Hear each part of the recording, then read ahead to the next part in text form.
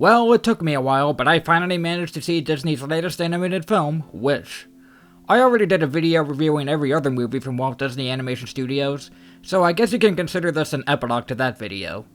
Before I get into my opinion though, let me just say how surprised I was by the beating this movie has taken from critics.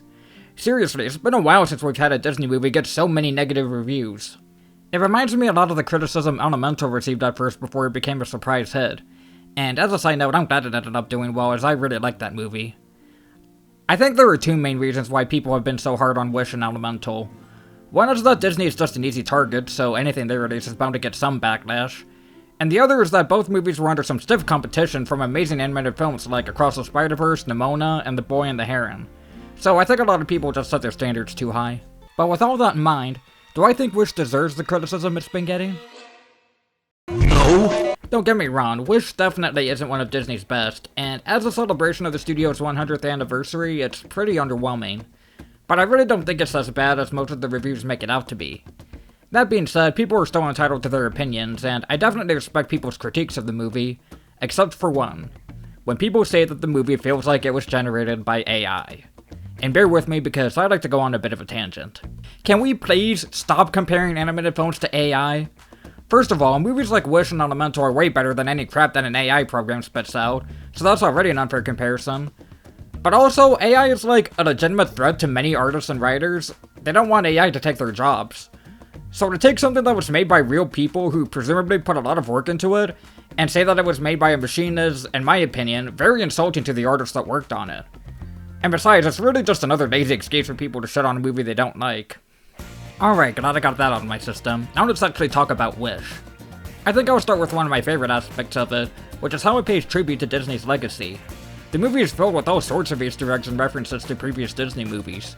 This could easily be seen as a cynical way to cash in on people's nostalgia, ahem, but I think the references were done tastefully. It feels like the people making this movie genuinely cared about Disney Animation's legacy and wanted to pay homage to it. Though I may be a bit biased because I'm such a huge Disney nerd and freak out over any little Easter egg I see. Seriously, if you're not a Disney fan, these moments probably won't mean nearly as much. As for the story and characters themselves, they're honestly nothing too special. The story has a typical message of following your dreams, which is a nice message, but one we've seen in a lot of other Disney films, and it doesn't put that much of an original spin on it. The main character Asha is likable and sympathetic enough, and Ariana DeBose does a pretty good job voicing her, but she does come off as one of the more bland Disney heroines. The same goes for her friends, who don't have much depth outside of being homages to the Seven Dwarfs. There is one exception to that, but I can't say who it is without spoiling anything. Last night, I made a wish on a star. And the star answered. The goat Valentino can also get pretty grating and doesn't feel super necessary to the story.